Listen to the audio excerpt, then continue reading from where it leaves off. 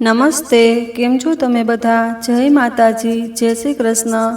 અમારા ગામમાં એક મોટો ઝઘડો થયો હતો। લોકો એકઠા થયા, પંચાયત બેઠી અને ત્યાં નિર્ણય આ નીકળ્યો કે બદલામાં મારી દીકરીને દુશ્મનના ઘર મોકલવામાં આવશે। તે સમયે મારા હૃદયમાં એક અજીબ સહાનુભૂતિ પણ આવી અને દુઃખ પણ।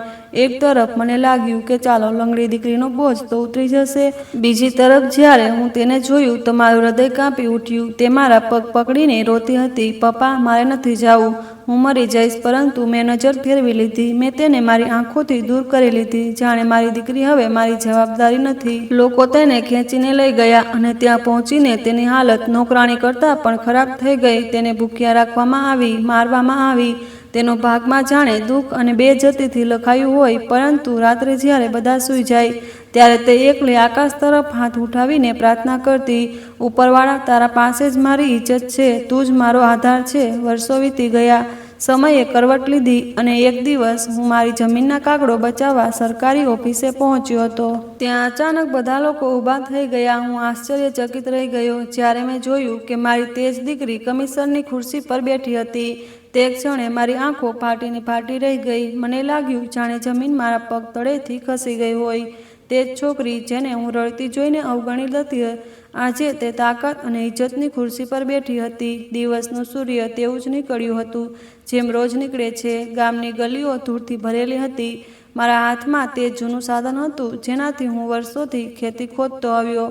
સાંજનો સમય હતો, હું ખેતરોમાંથી પાછો ફરી રહ્યો હતો ત્યાં ઘરની અંદર તીવ્ર ચીખ સંભળાઈ। દરવાજો ધડાક સાથે બંધ થવાનો અવાજ આવ્યો અને કોઈના દોડવાની પગની આહટ મારા કાનોને ટકરાઈ। હું ગભરાયેલા અંદર ગયો તો સામેનો નજારો જોઈને હક્કાબક્કા રહી ગયો।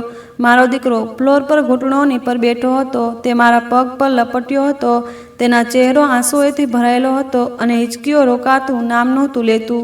હું ત્યાં જ અટકી ગયો, મારા શ્વાસ અટકી ગયા। હું તેના કાપતા કાંડા પકડીને બોલ્યો, શું થયું બેટા? બોલ, કંઈક તો કહો। તેણે મોટી મુશ્કેલીથી હોઠ ખોલ્યા અને તૂટતા અવાજમાં બોલ્યો, પાપા, હું ભૂલથી કોઈને મારી દીધો। હું ચૂપ રહી ગયો, જાણે કોઈએ મારા કાનમાં તપતું શીશું ઉઠેલું હોય। મેં તેમ છતાં હિંમત કરીને પૂછ્યું, કેવી રીતે થયું, ક્યારે થયું? પરંતુ તે જવાબ આપવાની હાલતમાં નહોતો, ફક્ત માથું નીચું કરીને રડતો જ રહ્યો। ગામનો કાયદો ખૂબ જ સખત હતો। પંચાયતની જીભ ત્યાં કાયદો માનવામાં આવતો, ત્યાં બદલો રક્તથી જ લેવામાં આવતો। જો હત્યા સાબિત થઈ જાય તો જીવન બચાવવાની કોઈ આશા નથી, ના પોલીસ, ના અદાલત, ફક્ત વૃદ્ધોની પંચાયત જે જમીન પર બેસીને માણસની કિસ્મત નક્કી કરતી।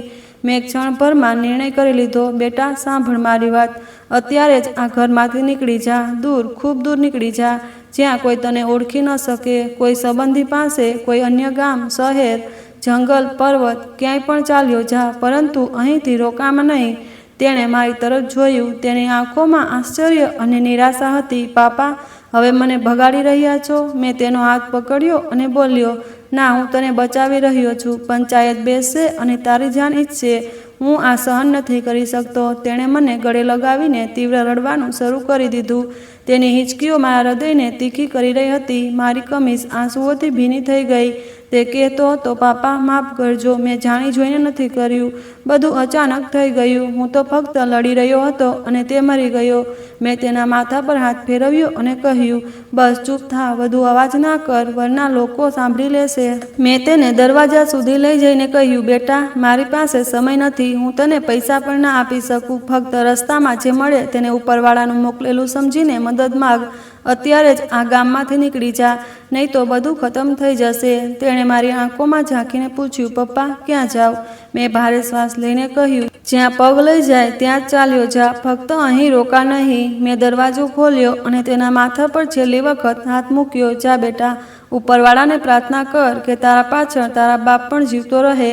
તે ઝડપથી ભાગ્યો, જાણે કોઈ પવનનો ઝોકો નીકળી ગયો હોય। દરવાજો બંધ થયો અને મારી આંખોથી આંસુ તો નીકળ્યા, પરંતુ હૃદય તૂટી ગયું। અંદરથી બધું તૂટી પડ્યું। મારી દુનિયા જાણે ક્ષણભરમાં ઉજળી ગઈ હતી। ઘરમાં ફક્ત શાંતિ રહી ગઈ હતી। ઘડિયાળની ટીક ટીક સંભળાઈ રહી હતી, જાણે સમય મારા વિરુદ્ધ ગવાહી આપી રહ્યો હોય। સવાર થતાં આખા ગામનું વાતાવરણ બદલાઈ ગયું હતું। મારા દીકરાના ભાગી જવાની ખબર વીજળીની જેમ ફેલાઈ ગઈ। ગામના દરેક નુક્કડ પર લોકો આજ વિશે વાત કરી રહ્યા હતા। કેટલાક કહેતા છોકરો બહાદુર હતો, કેટલાક તેને હત્યારા કહેતા, પરંતુ સૌથી વધુ ગુસ્સો તેમ ખાનદાનને હતો જેમના ઘરમાં ખૂન વહ્યું હતું. તેઓએ સવાર થતાં જ પંચાયતની માંગ કરી દીધી. બપોર સુધી ગામના મધ્યમાં બરગદના વૃક્ષની નીચે પંચાયત જમા થઈ ગઈ. ત્યાં 5 વૃદ્ધો બેઠા હતા, જે દરેક ઝઘડાનો નિર્ણય કરતા. આજે મારા દીકરાની કિસ્મત તેમના હાથમાં હતી. વિરોધી ખાનદાનનો ભાઈ સામે ઊભો હતો. તેની આંખોમાં આંસુ નહોતા, તે ફક્ત નફરત અને બદલામાં બળતો હતો. મેં પણ મારા બળતા હૃદય સાથે પંચાયત સામે ઊભા થઈને કહ્યું, અમને ફક્ત ઇન્સાફ જોઈએ, ખૂનના બદલે ખૂન. પંચાયત ખામોશ હતી. મારું હૃદય અંદરથી તૂટી પડ્યું હતું, પરંતુ ચહેરા પર તેવું સુખ બનાવી રાખ્યું, જાણે કોઈ બાપ પોતાના સંતાન માટે છેલ્લી વખત શ્વાસ લેતો હોય. જ્યારે પંચાયતના મધ્યમાં પ્રશ્ન ઉઠ્યો કે તારો દીકરો ક્યાં છે, તો મેં નજરો નીચી કરીને ધીમા અવાજમાં જવાબ આપ્યો, મને ખબર નથી, તે આપમેળે ઘરમાંથી ગાયબ થઈ ગયો છે. ત્યારે એક વૃદ્ધ ગરજીને બોલ્યો, તું જૂઠું બોલી રહ્યો છે. ગામનો રિવાજ છે હત્યારાને પંચાયત સામે હાજર કરવો પડે. જો તે નહીં આવે તો તેનો બદલો તે જ ખાનદાનમાંથી લેવામાં આવશે. હું ખામોશ ઊભો રહ્યો, માથું નીચું કરીને. ફક્ત આ જ કહ્યું, તમે જે નિર્ણય કરશો તે જ માન્ય છે. કેટલીક ક્ષણો સુધી ખામોશી છવાઈ રહી. વૃદ્ધો એકબીજાને જોઈ રહ્યા, જાણે બધાના હૃદયમાં અલગ અલગ વિચારો ચાલી રહ્યા હોય.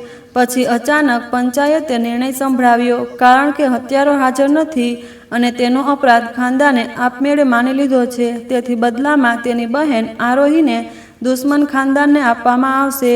આ શબ્દો જ્યાં તો મારા કાનોમાં પડ્યા, ત્યાં આકાશ તૂટીને પડ્યું. ત્યાં બેઠેલા કેટલાક લોકો રડી પડ્યા. કોઈએ આક્ષેપ કર્યો, પરંતુ મારા હૃદય પર કોઈ બોજ જ ન આવ્યો. મને તેવું લાગ્યું જાણે હું આ નિર્ણય માટે પહેલેથી તૈયાર હતો. મારા અંદર અજીબ તસલ્લી હતી, જેનાથી દીકરાની જાન બચી ગઈ. ફક્ત તે જ પૂરતું હતું. એક વૃદ્ધ મારા પાસે આવીને બોલ્યો, નિર્ણય કેટલો સખત કેમ ના હોય, પરંતુ માથું નીચું કરીને માની લીધું તે મોટી વાત છે. મેં તેની તરફ જોઈને ધીમેથી કહ્યું, આરોહી મારી દીકરી તો છે, પરંતુ મારી મજબૂરી પણ છે. જો દીકરાની જાન બચી ગઈ તો મારા માટે તે જ સૌથી મોટો આરામ છે. વૃદ્ધે ગંભીરતાથી મને જોયું, પરંતુ કંઈ ના બોલ્યા. જ્યારે આ નિર્ણય ઘર સુધી પહોંચ્યો તો આરોહીને આપમેળે મને કહેવું પડ્યું. તે રૂમમાં બેઠી સિલાઈ કરી રહી હતી. મેં દરવાજા પર ઊભા થઈને કહ્યું, બેટી તૈયાર થઈ જા, તને સસુરાલ મોકલવામાં આવી રહ્યા છે. તેણે સિલાઈ છોડીને મારી તરફ જોયું. તેના ચહેરા પર પહેલાં આશ્ચર્ય, પછી ભય ઉભરી આવ્યું. તે બોલી, પપ્પા, ક્યું સસુરાલ? મેં ઠંડો શ્વાસ લઈને કહ્યું, તે જે તારી કિસ્મતમાં લખાયું છે. હવે તું વિરોધી ખાનદાનના ઘરે જઈશ અને તેમની પત્ની બનીશ. તેના હાથમાંથી કપડું પડી ગયું. તેના ચહેરાનો રંગ ઉડી ગયો. તે હલકાઈને બોલી, શું પાપા, આ કેવો નિર્ણય છે? મેં શું ભૂલ કરી? હું ચૂપ રહ્યો. મારી આંખો પણ નહોતી ઉઠી. તેણે મારા પગ પકડીને રડવાનું શરૂ કરી દીધું. પાપા, હું લંગડી છું, કેવી રીતે તેમના જુલમ સહન કરીશ? મને બચાવી લો. પરંતુ મેં તેની તરફ જોયું પણ નહીં. ફક્ત આ જ કહ્યું, નિર્ણય થઈ ગયો છે, તને જવું જ પડશે. તેને લેવા 2 આદમીઓ આવ્યા. ઘોડા પર સફર કરતા તેની સાથે એક અનેક પણ હતી, જેની તે ગવાહી આપી શકે કે છોકરી ખુશીથી જઈ રહી છે. જ્યારે હકીકતમાં આરોહીનું હૃદય અંદરથી તૂટી પડ્યું હતું. તેણે સફેદ ચાદર ઓઢી લીધી, પરંતુ તેના કાપતા હાથ વારંવાર બહાર આવતા. ક્યારેક તે પોતાના જમણા પગને સંભાળતી પ્રયત્ન કરતી, ક્યારેક પોતાને સમેટી લેતી. તેનો લંગડાતો પગ જમીન પર તેવો જ પડતો, જાણે કોઈ ભારે બોજ પટકાવી દીધું હોય. તેના પગમાં પીછ સળંગા નહોતા, પરંતુ ભયે તેને જકડી લીધી હતી. જ્યારે તે દરવાજામાંથી બહાર નીકળી તો ગામની મહિલાઓ રસ્તામાં ઊભી થઈ ગઈ. કોઈએ મુખ પર હાથ મૂકી લીધો, કોઈએ આંખ ભરી આવી અને કેટલાકોએ તાણા પણ આપ્યા. ઉપરવાળો કરે કે તારે તે દીકરો જે માટે તું દીકરી આપી દે છે, તને એક દિવસ પાણીની બૂંદને પણ તરસાવી દે. મારા કાનો સુધી બધી અવાજો પહોંચી રહી હતી, પરંતુ મેં ધ્યાન ના આપ્યું. મારી નજરો ફક્ત જમીન પર હતી, જાણે મેં કોઈ વ્યવહાર પૂરો કરી દીધો હોય. એવો વ્યવહાર જેમાં દુઃખ પણ હતું અને મજબૂરીથી નીકળેલી સહાનુભૂતિ પણ. આરોહીએ જતાં જતાં છેલ્લી વખત મારા પગને ચૂમવાનો પ્રયત્ન કર્યો. પાપા, પ્લીઝ, મારે નથી જવું. હું તમારી સેવા કરીશ. હું કંઈ ન માંગીશ. મારી આંખો તેની તરફ નહોતી ઉઠી. હું પાછળ હટી ગયો. તે ચીકતી રહી, રડતી રહી, પરંતુ મેં ખામોશી સાધી લીધી. મને લાગ્યું જેમને મારા વડીલે પોતાને પથ્થર બનાવી દીધું છે. બંને આદમીઓ તેને મધ્યમાંથી લઈ ગયા. ગામની તંગ ગલીઓમાંથી પસાર થતા દરેકની નજર તેના પર હતી અને દરેક જીભ પર ચર્ચા થઈ રહી હતી. કોઈ કહેતું હતું, આ તે જ છોકરી છે જેને વેચી દીધી. કોઈ કહે છે કે આ કેવો ઇન્સાફ છે, કોઈ હસતું હતું કે બાપે ચાલાકી કરી દીકરી આપીને દીકરાને બચાવી લીધો, અને કેટલાક સીધા કહેતા હતા આ બિચારી ત્યાં મરી જશે. જ્યારે તે વિરોધીના ઘરે પહોંચી તો ત્યાં ફક્ત તૂટેલું ફૂટેલું કાચું ઘર હતું. દરવાજા પર કચરાનો ઢગલો પડેલો હતો અને અંદર શાંતિ હતી. ત્યારે એક વૃદ્ધ મહિલા બહાર આવી. તેણે તેના ચહેરા પર જોરથી ચપત મારી અને બોલી, અમે અમારા દીકરા ગુમાવ્યો છે અને તું અમારા ઘરે ઇજ્જત બનીને આવી છે. આરોહીની આંખો બંધ થઈ ગઈ. તેણે કોઈ જવાબ ન આપ્યો. તેને અંદર લઈ જવામાં આવી. પહેલા દિવસે જ તેની હાલત ખરાબ કરી દીધી. તેને એક તૂટેલી ચારપાઈ પર પછાડી દેવામાં આવી, જેના પર ફાટેલી ચાદર પથરાઈ હતી.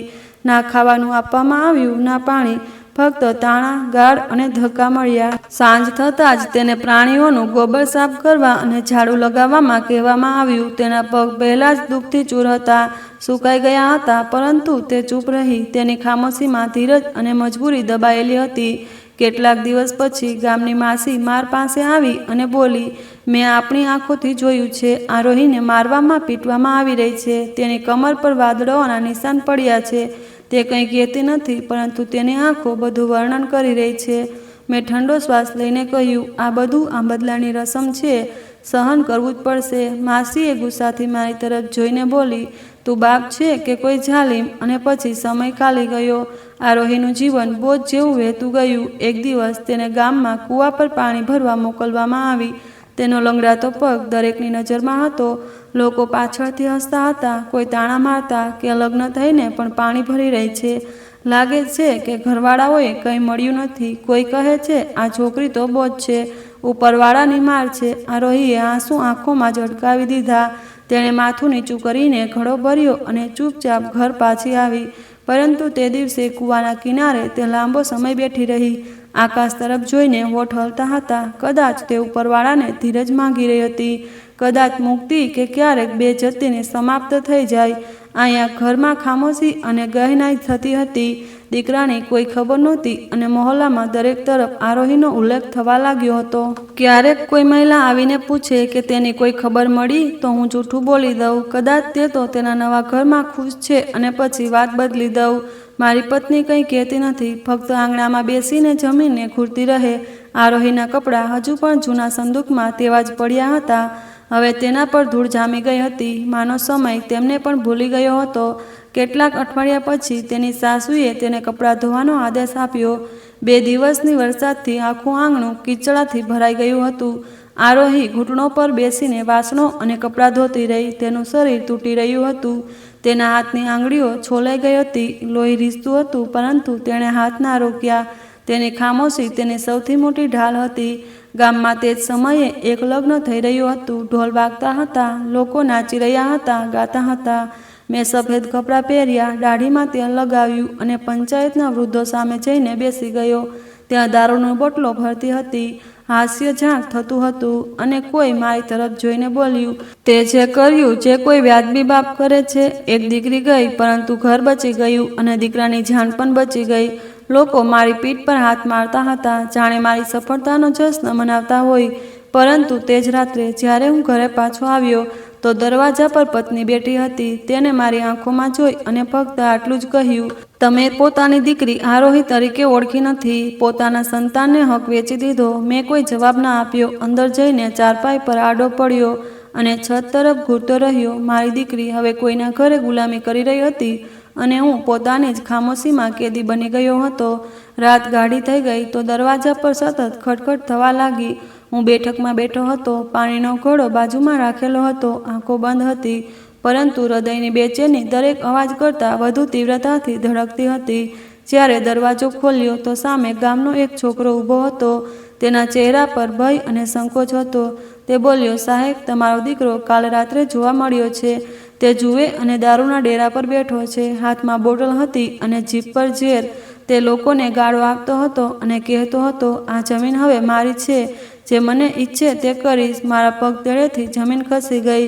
મેં કંઈ ના કહ્યું અને દરવાજો બંધ કરીને અંદર ગયો. મેં તે જ જૂનો સંદૂક ખોલ્યો જેમાં જમીનના કાગળો રાખેલા હતા.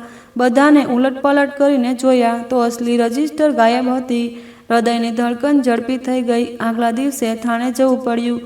ત્યાં જઈને ખબર પડી કે જમીન કોઈ વિપુલ નામના માણસને નામે રજીસ્ટર થઈ ગઈ છે. જ્યારે મેં રજિસ્ટ્રી જોઈ તો તેના પર મારા જેવા સાઇન બનેલા હતા, પરંતુ તે મારા નહોતા. સિપાહીએ હસીને કહ્યું, તમારા દીકરાએ તમારું નામ ખોટું વાપર્યું અને આ જમીન વેચી દીધી. હવે નવો માલિક કબજો કરી ચૂક્યો છે. મેં પૂછ્યું, મારા દીકરાને પકડો? તો સિપાહી હસવા લાગ્યા. બોલ્યો, તેનું કોઈ ઠેકાણું નથી. પૈસા લઈને તે શહેર ભાગી ગયો. હવે ના પતા છે ના નંબર. મારા હાથમાંથી ફાઇલ પડી ગઈ. હું થાણેથી બહાર નીકળ્યો તો બપોરનો સૂર્ય આંખોમાં ચૂપવા લાગ્યો. મારી કમર પહેલાં કરતાં વધુ ઝૂકી ગઈ હતી. પાછા રસ્તામાં ગામના કેટલાક બાળકો રમતા હતા. તેઓએ મને જોયું અને હસવા લાગ્યા. તેમાંથી એક બોલ્યો, ચાચા, તમારો દીકરો તો મોટો બાદશાહ નીકળ્યો. બધું વેચીને નીકળી ગયો. બાકીના બધા બાળકો તીવ્રતાથી હસવા લાગ્યા. હું માથું નીચું કરીને ચૂપચાપ ત્યાંથી પસાર થઈ ગયો. ગામમાં હવે મારું નામ ઇજ્જત સાથે નહીં, પરંતુ અફસોસ સાથે લેવામાં આવવા લાગ્યું. લોકો કહે કે તે બાપે દીકરી આપીને દીકરો બચાવ્યો અને દીકરો જ બધું વેચીને ચાલ્યો ગયો. ઘર પાછો આવ્યો તો પત્નીએ દરવાજો ખોલ્યો. તેણે મારી હાલત જોઈ તો કંઈ ના પૂછ્યું. ફક્ત ચારપાઈ પર બેસી અને મારો હાથ પકડી લીધો. હું બેઠકમાં બેઠો, માટીના હાથથી કુરડેલા લાગ્યો, જાણે જમીનને પકડવા માંગતો હોય. પરંતુ હવે તે મારી નથી રહી, જેના માટે આખું જીવન મહેનત કરી હતી. તે હાથમાંથી ફરસી ગઈ. પત્નીએ કહ્યું, દીકરી ગઈ, દીકરો ખોવાઈ ગયો, જમીન પણ ચાલી ગઈ. હવે આગળ શું બાકી છે? મેં આંખો બંધ કરી લીધી અને ધીમા અવાજમાં કહ્યું, ખામોશ રહો. હું આપમેળે બધું બરબાદ કરી ચૂક્યો છું. આગલી સવારે મારો મિત્ર જૂનો મળવા આવ્યો. તે ચૂપચાપ મારા પાસે ચારપાઈ પર બેસી ગયો. થોડીવાર પછી બોલ્યો, સાંભળ્યું છે, જમીન પણ ચાલી ગઈ. મેં માથું હલાવ્યું. તેણે લાંબો શ્વાસ લીધો અને કહ્યું, તે દીકરીની કુરબાની આપી દીકરાને બચાવવા માટે. આખરે બધું ગુમાવી બેઠો છો. મેં કડવાહટથી કહ્યું, કદાચ આ જ કિસ્મત હતી. તેણે મારા કાંડા પર હાથ મૂક્યો અને બોલ્યો, ના, આ કિસ્મત નહોતી, આ તારા પોતાના નિર્ણયો હતા. કિસ્મતને દોષ આપવું સરળ છે, પરંતુ તેના પરિણામો આપણે આપમેળે ભોગવવા પડે છે. દીકરાની કોઈ ખબર ના મળી. ક્યારેક કોઈ કહે છે કે તે રાજકોટમાં છે, ક્યારેક કોઈ કહે છે મુંબઈના નશાના ડેરા પર જોવા મળ્યો. પરંતુ દરેક ખબર ફક્ત ઝેર જેવી આવતી હતી અને ધીમે ધીમે હૃદયે શોધ છોડી દીધી. જમીન પર હવે નવો માલિક વિપુલ રાજ કરતો હતો. તેણે મશીનો લગાવી દીધા, કિસાનોને કાઢી દીધા અને સ્પષ્ટ કહ્યું કે આ હિસ્સો હવે મારો છે. હું ચૂપચાપ જોતો રહ્યો. મારા સામે તેના મજૂરો હસતા પસાર થતા અને મારા હૃદય પર દરેક હાસ્ય હથોડા જેવું પડતું. તમારી જમીન તો ખૂબ કિંમતી નીકળી, પાક પણ ખૂબ આવશે અને ખેતરો લહેરાશે. આ વાત સાંભળીને મેં માથું નીચું કરી લીધું અને ધીમેથી ફક્ત આટલું જ કહ્યું, હા, તને મુબારક. મને પોતાના શબ્દો પથ્થર જેવા લાગતા હતા. જૂના મિત્રો હવે મળવા પણ ના આવતા. કોઈ મને જુએ તો નજર ચોરી લે છે, કોઈ રસ્તો બદલી દે છે. મને ધીમે ધીમે આ અનુભવ થવા લાગ્યો કે હું આ ગામમાં હવે એક ઉદાહરણ બની ગયો છું. તે ઉદાહરણ જે લોકો એકબીજાના નામ લઈને સંભળાવે છે કે આ જ તે વ્યક્તિ છે જેણે પોતાની દીકરીને દુશ્મનોના હાથમાં આપી દીધી દીકરાને બચાવવા માટે, અને આખરે તે આપમેળે બરબાદ થઈ ગયો. એક દિવસ ગામનો વૃદ્ધ દરવાજા પર આવ્યો. તેણે બેસીને કેટલીક વાર મને જોયો, પછી બોલ્યો કે માતા પિતાનું કર્તવ્ય છે કે દીકરાઓને સુધારવાનું, પરંતુ જે માતા પિતા દીકરાઓની ભૂલને અનદેખી કરે તે વારંવાર તે જ દીકરાઓથી સૌથી દૂર થઈ જાય. તેણે આટલું કહ્યું અને પછી ચૂપચાપ ઉઠીને ચાલ્યો ગયો. તેનો ઈશારો સ્પષ્ટ હતો, પરંતુ તેણે જીભથી કંઈ વધુ કંઈ ના બોલ્યા. મારી પત્ની તે દિવસથી ખામોશ થઈ ગઈ. તે ફક્ત રૂમના ખૂણામાં બેસી રહે છે અને ફેરતા ફેરતા ઉપરવાળાને કંઈક માગે છે. તેણે ક્યારેય આરોહીનું નામ ના લીધું, પરંતુ તેની આંખોમાં તે નામ હંમેશા તરતું રહે છે. જાણે દરેક ક્ષણ આ પૂછે છે કે ક્યાં છે તે દીકરી જેને અમે તેની ઈચ્છા વિના પરાઈ કરી દીધી. ઘર હવે વિરાન જેવું લાગે છે. દિવાલો ગવાહ હતી કે તે નિર્ણયો જેના લોભમાં હું એ અણધારીને પોતાની સૌથી મોટી કુરબાની આપી દીધી. જમીન પણ ચાલી ગઈ, નામ પણ ચાલુ ગયું. હવે ફક્ત પશ્ચાતાપ બાકી હતો, જે દરેક વીતતા સમય સાથે વધુ ગહેરો થતો હતો. તે દિવસ સવાર હતી, દિવસો જેવી નહોતી. બેઠકમાં ધૂપ ફેલાયેલી હતી, પરંતુ હૃદયમાં ઘણો અંધકાર હતો. છેલ્લા કેટલાક દિવસોથી કાગડોની ખોટી આશા અને બેજતીના છાયામાં મારી સાથે સાથે ચાલ્યા હતા. આવામાં ગામનો એક માણસ જે શહેરમાં કલાકાર હતો તે મળવા આવ્યો. તેણે સલાહ આપી કે ચાચા, કમિશનર ઓફિસ જાઓ, ત્યાં અરજી આપો. જાળી દસ્તાવેજના કેસો ત્યાં જ જુએ છે. તેની વાત સાંભળીને મેં બરામદામાં રાખેલી પોતાની જૂની ઝોલી ઉઠાવી.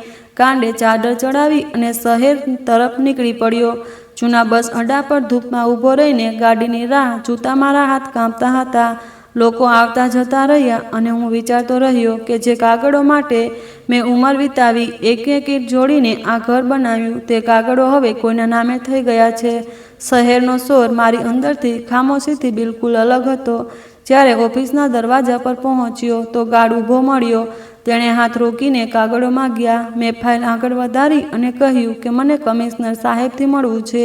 જમીનનો ઝઘડો છે, મોટો અન્યાય થયો. તેની શંકાભરી નજરે મને જોયું, પછી માથું હલાવ્યું અને બોલ્યો, 3જી મંજિલ, કમરો નંબર 5, પરંતુ ઝડપથી કરો, બધા વ્યસ્ત છે. હું સીડીઓ ચડતો ગયો. દરેક પગ પર તેવું લાગ્યું જાણે પોતાના વીતેલા સમયની કોઈ છાયા પગ પર મૂકી રહ્યો હોઉં. આખરે દરવાજા સુધી પહોંચ્યો, ગહેરો શ્વાસ લીધો અને ખડખડ કરી. અંદરથી એક નોકર નીકળ્યો અને પૂછ્યું, શું કામ છે? મેં કાંપતા અવાજમાં કહ્યું, કમિશનર સાહેબને મળવું છે. જમીનનો મુદ્દો છે, ખૂબ જુલમ થયો છે.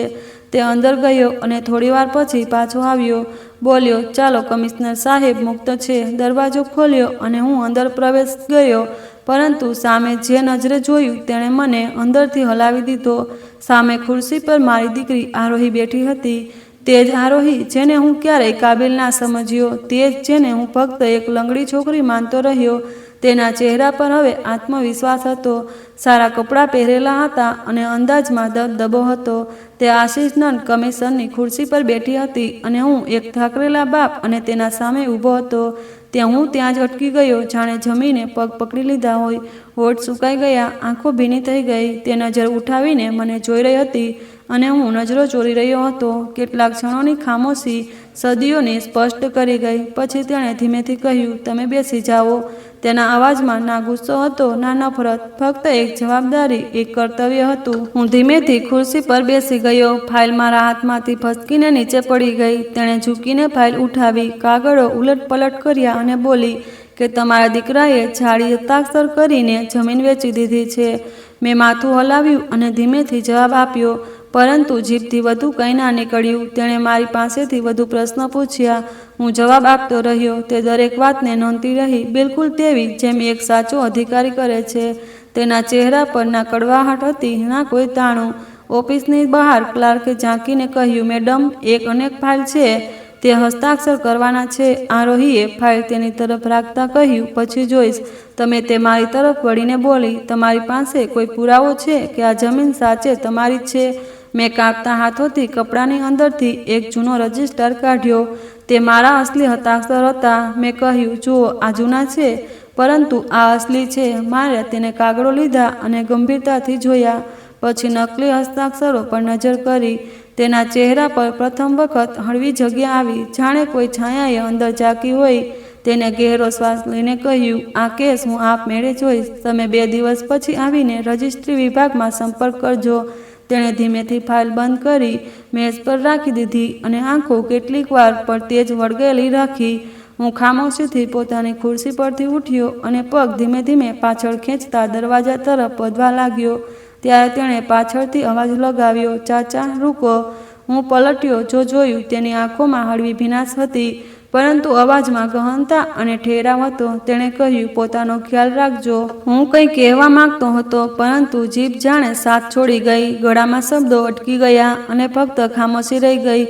હું દરવાજામાંથી બહાર નીકળ્યો તો બહારની હવામાં નમી હતી, જાણે વરસાદ આવવાનો હોય. લાગતું હતું જાણે હૃદય અંદરથી ભીંજાઈ ગયું હોય. કદાચ જમીન જ નહીં, હૃદય પણ હવે બોજ હલકો કરવા તૈયાર હતું.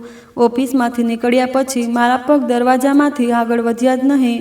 મન ત્યાં જ અટકી ગયું. બગીચાની તરફ નજર ગઈ, પરંતુ આંખો અંદરથી કસમકસથી ભરેલી હતી. દીકરીએ જે સાચું મારા સામે મૂક્યું તે કોઈ અદાલતના નિર્ણય કરતાં મોટું હતું. હું બહાર બેન્ચ પર બેસી ગયો, જાણે સમયે મને પીગળાવી દીધો હોય. અચાનક એક ચપરાસી પાસે આવ્યો. તેણે કહ્યું, કમિશનર સાહેબાએ તમને ફરીથી અંદર બોલાવ્યા છે. તમને કંઈક વધુ કહેવાનું છે. હું ધીમેથી ઉઠ્યો. હૃદયની ધડકન ઝડપી થઈ ગઈ હતી અને ફરીથી દરવાજા સુધી પહોંચ્યો. દરવાજો ખોલ્યો તો તે જ ચહેરો સામે હતો, પરંતુ આ વખતે તે ફક્ત એક અધિકારી નહોતી લાગતી. તેણે પોતાની ખુરશીથી ઉઠીને મને પોતાના સામે બેસવા કહ્યું, પાણીનો ગ્લાસ આપ્યો અને કહ્યું, પાપા, બધું ઠીક થઈ જશે. આ સામાન્ય વાત નહોતી. એક દીકરી જેણે પોતાની આંખો પર મારી સાથે મળવાનું છોડી દીધું હતું તે આજે મારી ખુશાલી પૂછી રહી હતી. મેં કાપતા હાથોથી પાણી પીધું, પરંતુ જીભ હજુ પણ બંધ હતી. અવાજ ગળામાં જ અટકી ગયો. આખરે હિચકીઓના બીજ ફક્ત આટલું જ નીકળ્યું, બેટા માફ કરજે મને. તે ચૂપચાપ સાંભળતી રહી. તેના ચહેરા પર તે સુખ હતું જે અંદરથી તૂટ્યા પછી પોતાને છોડનારને મળે છે. તેણે ધીમેથી કહ્યું, પાપા, તમારી હાલત જોઈને મને ખૂબ દુઃખ થયું, પરંતુ મારું હૃદય હવે બદલાતું નથી. મેં પોતાને આ દર્દથી આઝાદ કરી દીધી છે. તેના શબ્દોમાં ઠેરાવ હતો, અવાજમાં ગહેનતા હતી. મેં કાપતા અવાજમાં પૂછ્યું, આ બધું તમે કેવી રીતે કરી બતાવ્યું? હું તો હંમેશા તમને કમજોર સમજતો હતો. તેણે ડ્રોઅરમાંથી એક તસવીર કાઢી જેમાં તે કોઈ કાર્યક્રમમાં પ્રમાણપત્ર લઈ રહી હતી. તેણે કહ્યું, પપ્પા, આ બધું સરળ નહોતું, પરંતુ મેં હાર ના માની. તમે જે મારી સાથે કર્યું તે મારો અંત નહોતો, મારી શરૂઆત હતી. હું ચૂપ થઈ ગયો. સામે તે બેઠી હતી જે છોકરી ક્યારેય મારી કમજોરી હતી, આજે મારા માટે આઈનો બની ગઈ. તેણે ફરી ફાઇલ બંધ કરી અને ભીનાશથી બોલી, પાપા, આ જમીન તમને પાછી મળી જશે. હું આ કેસને આપમેળે જોઈ રહી છું. અને યાદ રાખજો, આ હું એક અધિકારી તરીકે કરી રહી છું, દીકરી તરીકે નહીં. તેના શબ્દો મારા હૃદયમાં તીર જેવા લાગ્યા. પરંતુ સત્ય આ જ હતું. તે ધીમેથી કહ્યું, આરોહી, હું જાણું છું તમે જે કહ્યું તે કદાચ કોઈ અન્ય સહે તો તૂટી જાત. મેં તમને તે જ સમયે એકલા છોડી દીધા જ્યારે તમને સૌથી વધુ મારી જરૂર હતી. તે હળવું મુસ્કુરાઈ અને બોલી, ઉપરવાળાએ મારો હાથ પકડી લીધો, તે જ મારો આધાર બની ગયો. મેં ડરતા ડરતા પૂછ્યું, શું તમે ક્યારેય મને માફ કરી શકશો? તેણે નજરો નીચી કરી લીધી અને ધીમેથી કહ્યું, માફી કદાચ સમય સાથે આવી જશે, પરંતુ બોલીને આપવું શક્ય નથી. પછી તે ચૂપ થઈ ગઈ અને ઓફિસની ખિડકીમાંથી બહાર જોવા લાગી. જાણે શબ્દો શોધી રહી હોય. કેટલાક ક્ષણ પછી તેણે ખુરશી પર સીધી બેસીને મારી તરફ જોયું અને બોલી, તમે પૂછ્યું હતું ને કે હું અહીં કેવી રીતે પહોંચી? હું ખામોશ થઈ ગયો અને તેના શબ્દો સાંભળવા લાગ્યો. તેણે ગહેરો શ્વાસ લીધો અને પોતાના હૃદયના દરવાજા ખોલી દીધા. તેણે કહ્યું, જ્યારે મને તેમના ઘરે લઈ જવામાં આવી તો પહેલી જ રાતે અલગ રૂમમાં બંધ કરી દેવામાં આવી. કોઈ રસમ નહીં, કોઈ આપતા નહીં, ફક્ત તાળા અને શાંતિ. આગલા દિવસે સવારે અવાજ આપીને બહાર બોલાવવામાં આવી. બધા ઘરવાળા બેઠકમાં હતા. સાસુએ મને જોયું અને બોલી, આ તો લંગડી છે, અમારી ક્યાં કામની. હું નજરો નીચી કરીને બધું સાંભળતી રહી. સાસુએ મને સીધી કિચનમાં ઝાડા પોતા કરવા મોકલી દીધી. મારા હાથમાં છાલા પડી ગયા, પરંતુ મેં જીભ બંધ રાખી. એક દિવસ મારા પગની તકલીફ એટલી વધી ગઈ કે હું પડી ગઈ. તો સાસુએ ગુસ્સામાં ચપ્પલ ઉઠાવીને ફેંકી અને કહ્યું, આ છોકરી કોઈ કામની નથી, કે આ છોકરી કોઈ કામની નથી, ફક્ત સજા ભોગવવા આવી છે. મેં આંખો બંધ કરી લીધી અને બધું સહન કરતી રહી. ખાવા માટે વારંવાર બચેલું કૂચેલું જ આપવામાં આવતું. ક્યારેક ક્યારેક 2-3 દિવસની સૂકી રોટલીથી ગુજારો કરવો પડતો. શરીર કમજોર થતું જાતું, પરંતુ મેં ક્યારેય ફરિયાદ ના કરી. એક દિવસ ઘરમાં મહેમાનો આવ્યા અને તેઓએ પૂછ્યું, આ છોકરી કોણ છે? તો સાસુએ કહ્યું, આ તે છે જેને સજા તરીકે અહીં રાખવામાં આવી છે. હું ત્યાં ઊભી બધું સાંભળતી રહી અને હૃદયમાં ફક્ત ઉપરવાળાનું નામ લેતી રહી. રોજ રાત્રે આકાશ જોઈને પ્રાર્થના કરતી, ઉપરવાળા મને અહીંથી કાઢ, ઉપરવાળા મને અહીંથી કાઢી દે. મારી આશાઓ સમાપ્ત થઈ ચૂકી હતી, પરંતુ તારો દર ક્યારેય બંધ નથી થતો. મેં ધીમેથી પૂછ્યું, પછી તમારા પતિનું શું થયું?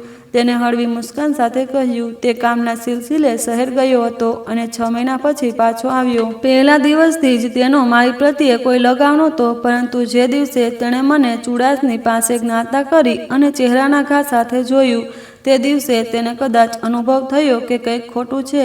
તેણે પોતાની માતાને પૂછ્યું, આરોહીની આ હાલ કેમ છે? તેઓએ કહ્યું, આ અમારી વહુ નથી, આ તો સજા ભોગવવા આવી, તેથી તેને તેવી જ રીતે રાખવામાં આવશે. તે ચૂપ થઈ ગયો, પરંતુ તે દિવસથી તે મને જોવા લાગ્યો, પ્રશ્નો પૂછવા લાગ્યો, શું તમે કોઈને કંઈ કહ્યું? હું હંમેશા ખામોશ રહીને ફક્ત માથું નીચું કરી દીધું. મેં ધીમેથી પૂછ્યું, પછી શું બદલાયું? આરોસીએ ગહેરો શ્વાસ લીધો અને બોલી કે એક દિવસ મારી તબિયત ખૂબ જ ખરાબ થઈ ગઈ. તીવ્ર તાવ હતો, શરીર તૂટતું જાતું હતું. કમજોરી અને દુઃખથી હું બેડ પર પડી રહી, પરંતુ સાસુએ દવા સુધી ના આપી, મને પાણી પણ ના આપ્યું. પતિ જ્યારે ઘરે પાછો આવ્યો અને તેણે મને જોયું તો એક ક્ષણ માટે અટકી ગયો. મારી હાલત જોઈને તેના ચહેરાનો રંગ ઉડી ગયો અને પહેલી વખત તેણે મને ઉઠાવીને સીધું હોસ્પિટલ લઈ ગયો. ડૉક્ટરે તપાસ પછી કહ્યું કે આ છોકરી ખૂબ કમજોર થઈ ગઈ છે. આના પર ખૂબ દબાણ કરવામાં આવ્યું છે. તેણે આરામની જરૂર છે, ઇજ્જતની જરૂર છે, મને યોગ્ય સંભાળની જરૂર છે. તે દિવસે પહેલી વખત તેણે મારો હાથ પકડ્યો અને કહ્યું, આરોહી, મેં તમને ક્યારેય જોઈ જ નથી. મેં ફક્ત આટલું સાંભળ્યું હતું કે તમે ફક્ત બદલામાં આવ્યા છો. તેથી મેં ક્યારેય તમને માણસ તરીકે જોઈ જ નથી. આજે મને લાગે છે કે હું કેટલો જાલિમ નીકળ્યો. તેના શબ્દો સાંભળીને મને લાગ્યું જાણે કોઈએ તેના હૃદય પર ભારે પથ્થર મૂકી દીધો હોય. તે છોકરો જેનાથી મને ડર લાગતો હતો, તેના અંદરથી એક માણસ નીકળી આવ્યો અને હું વિચારવા લાગી કે તે જ માણસ મારી જિંદગીનો મોડ બદલી દેશે. હું પોતાની દીકરીને જોઈ રહ્યો હતો અને વિચારતો હતો કે મેં તો તેને પાછળ જોયા વિના તેવી જ મોકલી દીધી હતી અને આજે તે જ કહાનીઓ મારી આંખો સામે ખુલી રહી હતી. આરોહી બોલી. તે દિવસ પછી તેને નિર્ણય કરી લીધો કે અમે આ વાતાવરણથી નીકળીશું અને પોતાના મિત્રની મદદથી અમને શહેર લઈ આવ્યો. એક નાના ફ્લેટમાં શિફ્ટ કરી દીધી. ત્યાંથી અમારી નવી જિંદગીની શરૂઆત થઈ. તે ફ્લેટ કોઈ શાન શોકત નહોતી, પરંતુ ત્યાં સુખ હતું. તેણે કહ્યું, જો તમે અભ્યાસ પૂરો કરવા માંગો છો તો હું તમારો સાથ આપીશ. મેં થોડી હિચકિચાટમાં પૂછ્યું, પછી તમે અભ્યાસ ફરીથી શરૂ કર્યો? તેને હળવી મુસ્કાન સાથે કહ્યું, પપ્પા, હા, મેં દિવસમાં નાના મોટા કામ કર્યા અને સાંજે ક્લાસ એટેન્ડ કરવાનું શરૂ કરી દીધું. પહેલાં પ્રાઇમરીની પરીક્ષા આપ્યા, પછી મેટ્રિક અને તે પછી ધીમે ધીમે આગળ વધતી રહી. કેટલાક વર્ષો પછી મેં મુકાબલાની તૈયારી પણ શરૂ કરી દીધી. તે સફરમાં મારા પતિ દરેક પગલે મારા સાથે હતા. તેઓ ખામોશ હતા, માણસ હતા, પરંતુ સમજદાર હતા. તેમની નરમાશ અને હિંમત જ મારી તાકાત બની ગઈ. આરોહીની આંખોમાં ચમક હતી, પરંતુ તે ચમક ફક્ત ખુશીની નહોતી, તેમાં ધીરજની આગ પણ હતી. જાણે દરેક રાત્રે બળીને પ્રકાશ બની હોય. તેના અવાજમાં ઠેરાવ હતો, જાણે દરેક શબ્દ તેના હૃદયમાંથી નીકળીને આવ્યો હોય. તેણે ફાઇલ પર હાથ મૂક્યો અને બોલી, પાપા, જ્યારે હું શહેર પહોંચી હતી તો મારી પાસે ફક્ત 2 જોડી કપડાં હતા અને એક તૂટેલું મન. પરંતુ અંદર ક્યાંક એક વાત હતી જે કદાચ તમારા છોડી જવા પછી મારી સાથે ચૂપચાપ રહી હતી. તે સમયે હું તૂટી ચૂકી હતી, પરંતુ સંપૂર્ણપણે હારી નહોતી. હું ખામોશ રહીને તેને જોતો રહ્યો, હૃદયમાં બોજ વધતો જતો.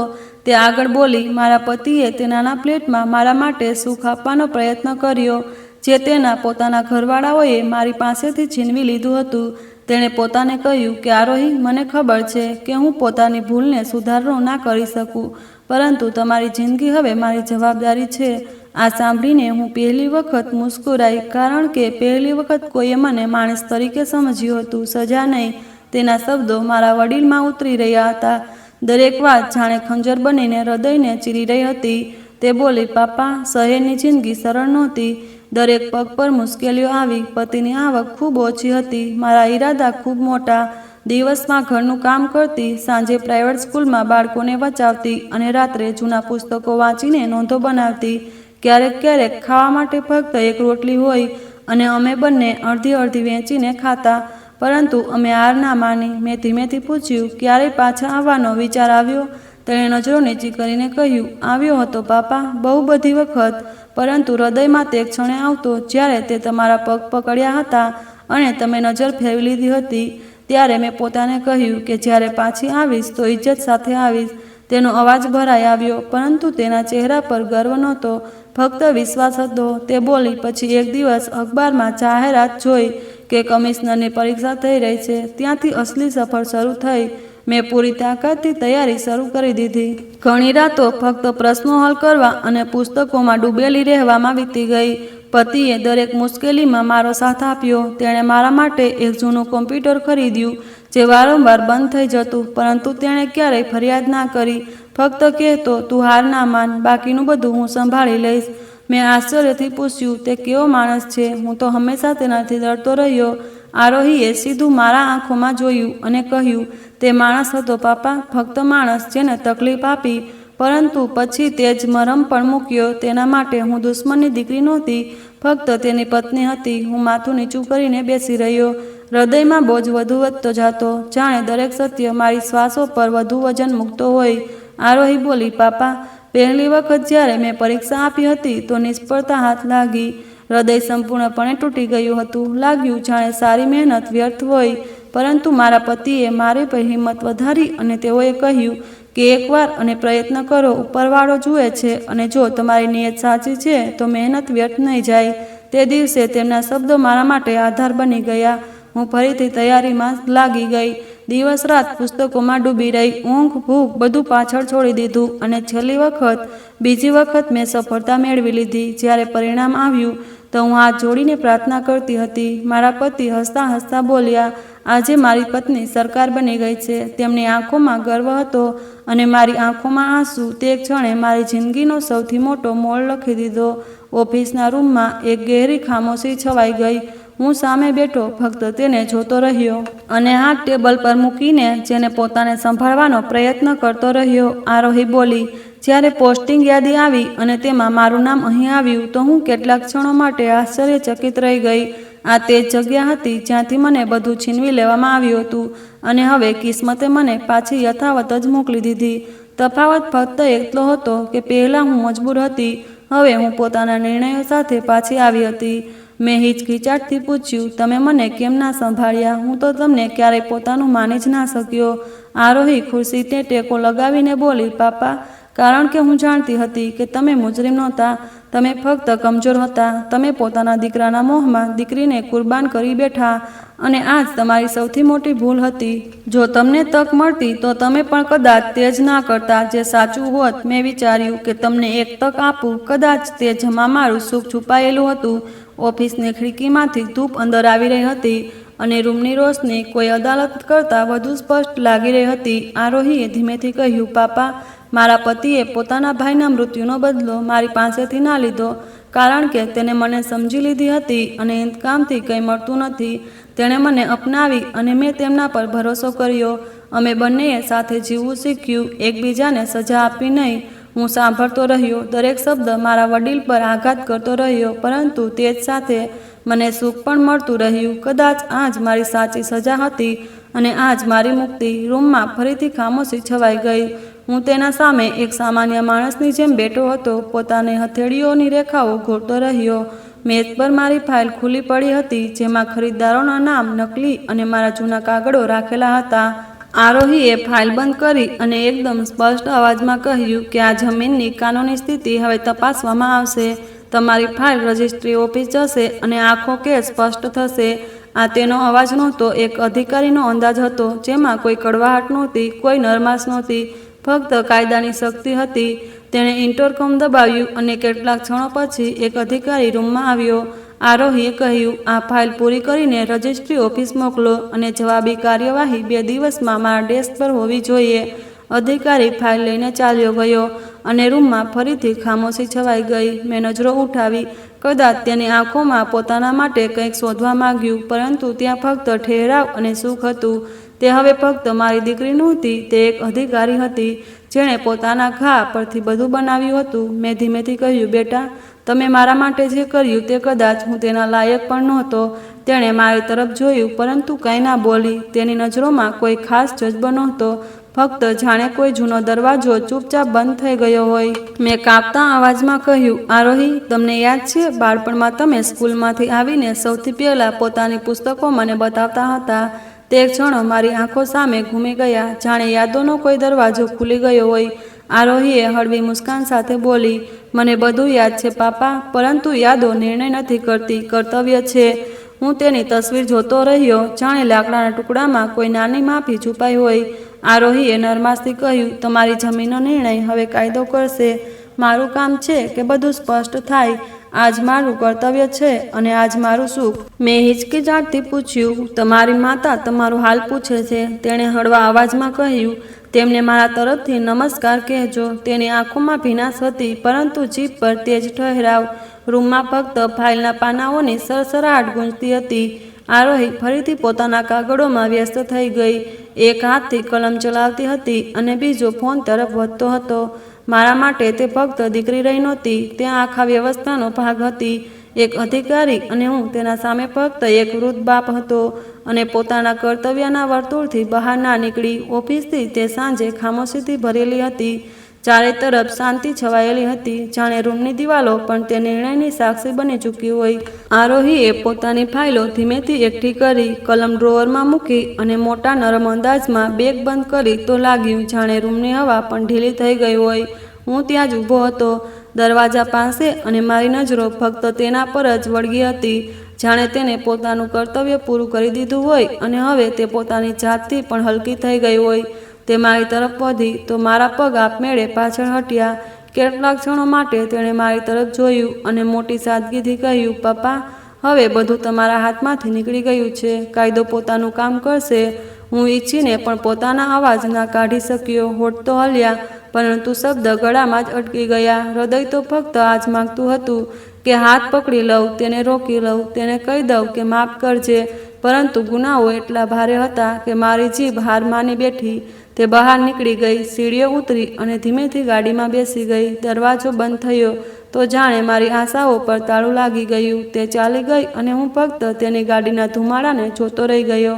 ગાડી જતાં જ મને તે જૂના દિવસો યાદ આવ્યા, જ્યારે દુશ્મન તેને રડતી લઈ ગયા હતા. ત્યારે પણ હું ખામોશ ઊભો હતો. આજે પણ ખામોશી હતી. તફાવત ફક્ત આટલો હતો કે તે દિવસે હું હારી ગયો હતો અને આજે મારી દીકરી જીતીને જઈ રહી હતી. તે ખુરશી જેના પર થોડીવાર પહેલાં આરોહી બેઠી હતી, હવે તે ખાલી હતી, પરંતુ તેની હાજરી આખા રૂમમાં બાકી હતી. દરવાજા પર ટાંગેલા કેલેન્ડરને જોતો રહ્યો અને પોતાને કહેતો રહ્યો કે જિંદગીનો આ મોડ મેં લખ્યો તો ખરો હતો, પરંતુ અંજામ કોઈ અન્યના હાથમાં પૂરો થયો. મેં બધું ખોઈ દીધું હતું. ફક્ત તે જમીન બચી હતી જે હવે મારા માટે બોજ બની ચૂકી હતી. અને મારી દીકરી, જે ક્યારેક મારી કમજોરી હતી, આજે મારી સૌથી મોટી તાકાત બની ગઈ. પરંતુ દરું જોઈ ચૂકી હતી. શહેરથી પાછું ફરીને ગામ આવ્યો તો કેટલાક દિવસો શાંતિ જ શાંતિ રહી. તે જ દિવાલો, તે જ દરવાજા, તે જ ગલીઓ, પરંતુ બધું ખાલી લાગવા લાગ્યું. એક દિવસ ગામમાં કોઈ એક માણસ આવીને બોલ્યો, ચાચા, તમારો દીકરો મુંબઈમાં જોવા મળ્યો છે. કોઈ દુકાન પાસે રસ્તાના કિનારે બેઠો. તેની હાલત ખૂબ જ ખરાબ હતી. આ સાંભળીને હું અટકી ગયો. કેટલાક પ્રશ્નો મારા હૃદયમાં ઉઠ્યા અને મેં તરત જ જવાનો નિર્ણય કરી લીધો. મુંબઈ પહોંચીને કેટલાક દિવસો સુધી તેની શોધ કરી. જૂના આડા પર ગયો, બજારોમાં ભટક્યો, રેલવે સ્ટેશન પર જોયું, ફૂટપાથો પર ભટક્યો. પશ્ચાતાપ સાથે દિવસો વીત્યા. આખરે એક દિવસ રેલવે સ્ટેશન પાસે એક નાના પાર્કમાં તે દેખાઈ ગયો. ગંદા કપડાં હતા, વાળ વિખરાયેલા અને આંખો લાલ થઈ રહી હતી અને હાથમાં ખાલી બોટલ હતી. મેં ધીમેથી કહ્યું, બેટા, ચાલ ઘરે. તેને કડવા હાસ્ય કરીને જવાબ આપ્યો, પાપા, હવે પાછા ફરવાની કોઈ રાહ નથી બચી. પછી બોલ્યો, મારી બહેનને ના કહેવાનું કે હું જીવતો છું. તેને શરમ અનુભવાશે. હું ચૂપ રહ્યો. તેનો હાથ પકડવા માંગ્યો તો તેણે મારો હાથ ઝટકી દીધો. તે ક્ષણે મારી રૂહ કાંપી ગઈ અને કંઈ ના કહીને ત્યાંથી પાછો ફરી ગયો.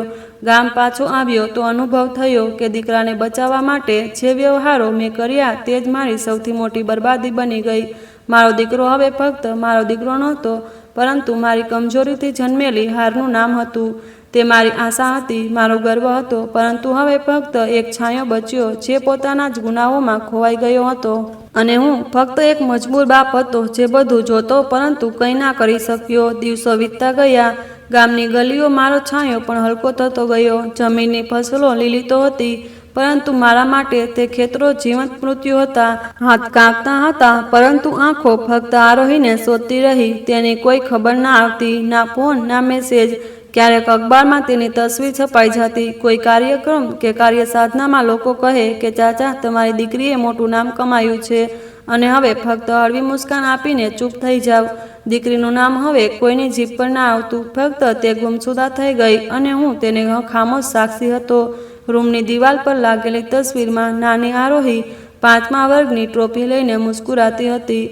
હું રોજ તેની તસવીર પાસેથી માફી માગું છું, શબ્દોથી નહીં, આંખોથી, હૃદયથી. તેની ખામોશી હવે મારા દરેક દિવસોની બોજ બની ગઈ હતી. જિંદગીમાંથી મેં આજ શીખ્યું છે કે સૌથી મોટો ગુનો તે નથી જે માણસ કોઈ અન્ય સાથે કરે છે, પરંતુ તે છે જે પોતાના જ લોહી પર કરે છે.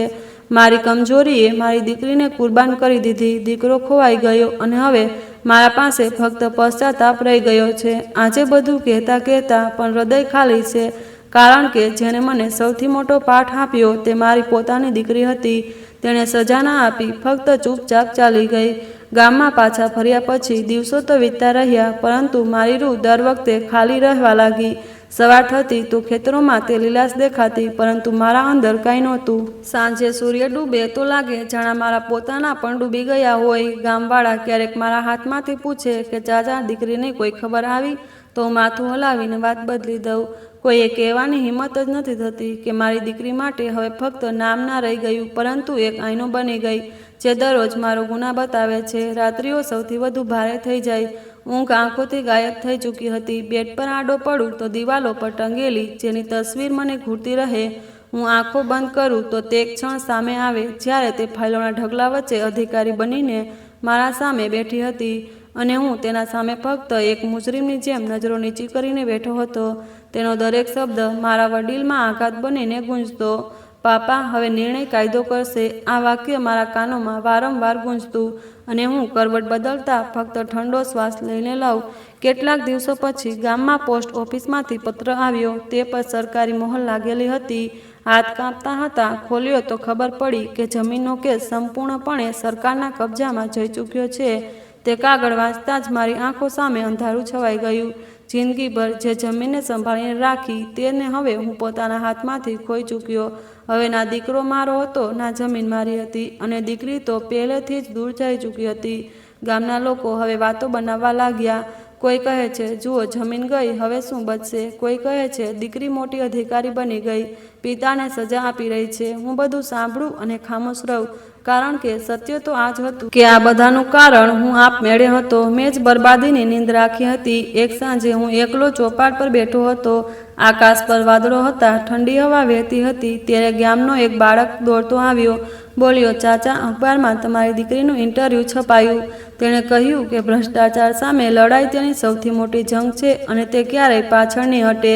મેં અખબાર ખોલ્યું. તેમાં તેની તસવીર હતી. આંખોમાં તેજ ચમક હતી, આત્મવિશ્વાસ, અને ચહેરા પર હવે માસુમિયત નહોતી. તે અનેતી બની ચૂકી હતી, એક જવાબદાર અધિકારી. પાનું લાંબો સમય જોયું, અને પછી તેને વડીલ લગાવીને આંસુ વહાવી દીધા. તે રાત્રે પહેલી વખત મેં પ્રાર્થના કરી, મારી દીકરીને વધુ મજબૂત બનાવો. મારી કમજોરીઓએ તેને ખૂબ કંઈ શીખવી દીધું. આજે તેની હિંમતને તું સંભાળ. પરંતુ અંદર જ અંદર એક તકલીફ ચૂપતી હતી. દીકરાની યાદ હજુ પણ પીછો ના છોડતી હતી. રોજ વિચારતો કે કદાચ તે ક્યાંક પાછો આવશે, દરવાજા પર ખટખટ કરશે, અથવા કોઈ દિવસ ફોન આવશે. પરંતુ આવું ક્યારેય ના થયું. હકીકત આ જ હતી કે હું તેને પોતાના જ હાથોથી ખોઈ દીધો હતો. દિવસો મહિનાઓમાં બદલાઈ ગયા. ગામમાં ઋતુ બદલાઈ ગઈ, પરંતુ મારી હાલત ના બદલાઈ. ખેતરની માટી હજુ પણ તેજ હતી, પરંતુ મને તેમાં સુગંધ ના આવતી. હું એકલતામાં ડૂબી ચૂક્યો હતો. એક રોજ ગામમાં મેળામાં લોકો હસતા ખેલતા હતા, બાળકો જોરા ઝુલાવતા હતા, પરંતુ હું ભીડ વચ્ચે એકલો અનુભવ કરતો હતો. ત્યારે કોઈએ કાંડા પર હાથ મૂક્યો. પાછું વળીને જોયું તો તે મારો જૂનો મિત્ર હતો, જે શહેરથી આવ્યો હતો. તેણે કહ્યું, ભાઈ, તારી દીકરીએ શહેરમાં મોટું નામ કમાયું છે. તે કેવી કિસ્મત મેળવી, લોકો તેને ઇજ્જત આપે છે. અને હું ફક્ત હસી ગયો, પરંતુ હૃદયમાં એક શાંતિ વધુ ગહેરી થઈ ગઈ. રાત્રે ઘરે આવ્યો તો દિવાલ પર ટાંગેલી તેની તે તસવીર જોઈ, ટોપી હાથમાં લઈને માસૂમ હાસ્ય. તે હાસ્યમાં હવે દુઃખ દેખાવા લાગ્યું, જાણે તે પણ મારી પાસેથી પ્રશ્ન કરી રહી હોય, પપ્પા, તમે કેમ બધું ગુમાવી દીધું? તે રાત્રે લાંબો સમય તેની તસવીર સાથે વાતો કરતો રહ્યો, પોતાની જાત પાસેથી જવાબ માંગતો રહ્યો, અને પોતાને ચૂપ કરી ગયો. હવે મારી જિંદગી ફક્ત આ જ રહી ગઈ હતી. એક ખાલી ઘર, એક તૂટેલું હૃદય, અને એક દીકરી જે મારી સૌથી મોટી તાકાત બનીને પણ મારી પહોંચથી બહાર જઈ ચૂકી હતી. અને એક દીકરો જે જીવતો હોવા છતાં મારા માટે મરી ગયો હતો. દિવસો વીતતા રહ્યા. ગામમાં હું એકલો હતો, પરંતુ હૃદયમાં ક્યાંક નાની આશા બાકી હતી. એક દિવસ ગામના સ્કૂલમાં બાળકોનું કાર્યક્રમ હતું. હું પણ જઈને ખૂણામાં બેસી ગયો. અચાનક સ્ટેજ પર નામ પુકારાયું, મેડમ આરોહી, અને મારા શ્વાસ જાણે અટકી ગયા. મારી દીકરી સામે હતી. તેણે માઇક પકડ્યું અને બાળકોને અભ્યાસના મહત્વ વિશે વાત કરવા લાગી. બાળકો તાળીઓ બજાવતા રહ્યા, અને હું ફક્ત તેને જોતો રહ્યો. કાર્યક્રમ સમાપ્ત થયો તો લોકો પોતાની તરફ ચાલ્યા ગયા. આરોહી સીધી મારી પાસે આવી. તેના ચહેરા પર શાંતિ હતી. તેણે મારા સામે ઊભા થઈને ધીમેથી કહ્યું, પાપા, હવે હું ઈચ્છું છું કે ગામના બાળકોને પણ તે મળે જે મને ના મળ્યું. મારી આંખોથી આંસુ પડી ગયા, અને મેં કાપતા હાથે વધાવ્યા. જીભથી કંઈ ના નીકળ્યું. ફક્ત આટલું જ કહી શક્યો, બેટા, મને માફ કરજે. આરોહીએ મારો હાથ પકડી લીધો અને બોલી, પપ્પા, હવે માફીની જરૂર નથી. જે વીતી ગયું તે વીતી ગયું. તમારી કમજોરીએ જ મને મજબૂત બનાવી. હવે તમે મારા માટે બોજ નથી, આધાર છો. આ સાંભળીને હૃદયનો સારો બોજ હલકો થઈ ગયો. કેટલાક દિવસો પછી તે પોતાના પતિને પણ ગામ લઈ આવી. બંનેએ મળીને સ્કૂલ અને હોસ્પિટલ બનાવવાની શરૂઆત કરી. ખેતરો જે ક્યારેય મારા માટે બોજ બની ગયા હતા, હવે ત્યાં બાળકોનું હાસ્ય ગુંજવા લાગ્યું. ગામવાળા જે પહેલાં તાણા મારતા, હવે તે કહે છે, આપણા ગામની દીકરી છે. દીકરાની શોધ મેં છોડી દીધી, પરંતુ અચાનક ખબર આવી કે તે નશો છોડીને એક NGO સાથે કામ કરી રહ્યો છે. હું તેને મળવા ગયો. તેણે મારા પગ પકડ્યા અને બોલ્યો, પાપા, મને બીજી વાર જિંદગી મળી. મેં તેને ગળે લગાવ્યો અને વર્ષો પછી હૃદયને સુખ મળ્યું. હવે ઘરમાં શાંતિ નથી. સવારે બાળકોને અવાજો ગૂંજે છે, સાંજે આરોહી મારી પાસે બેસીને વાતો કરે, અને તેનો પતિ તો હોય તો હું મદદ કરું, અને તેમને જોઉં તો લાગે જાણે જિંદગીએ મને ફરીથી તક આપી છે. આજે જ્યારે રાત્રે દિવાલ પર ટાંગેલી તેની બાળપણની તસવીર જોઉં તો આંખોથી આંસુ ના આવે, મુસ્કાન આવે. મને લાગે છે મારી દીકરી મારી સજા પણ બની ગઈ, અને મારી માટે આરામ પણ. હવે તે ફક્ત અધિકારી નથી, મારી સૌથી મોટી તાકાત છે. માણસની સૌથી મોટી તાકાત તેની કમજોરીથી જ જન્મ લે છે. જો જિંદગીમાં ભૂલ પણ થઈ જાય તો તેને માની લેવી અને તેનાથી આગળ વધવી જ અસલ જીત છે. દીકરો હોય કે દીકરી, કોઈની કિંમત ઓછી નથી. દીકરીને બોજ સમજીને ઠુકરાવવી પોતાને અંધારામાં ધકેલવા જેવું છે, અને પોતાની દીકરીને અપનાવી પ્રકાશને અપનાવવું જ છે. અસલી ઇજ્જત જમીન દેવડાવી નહીં, પરંતુ રિશ્તા અને ભરોસાથી મળે છે. ઇન્સાફ અને ધીરજ હંમેશા મોડી આવે તો પણ ફળ તો આપે જ છે. મિત્રો, આશા છે કે તમને અમારી કહાની ગમી હશે. કહાની ગમી હોય તો વિડીયોને લાઇક કરો. ચેનલ પર નવા છો તો ચેનલને સબસ્ક્રાઈબ કરો, અને હા, નોટિફિકેશન બેલને જરૂરથી દબાવો, જેથી આગલી અપડેટ સૌથી પહેલાં તમને મળે. આભાર.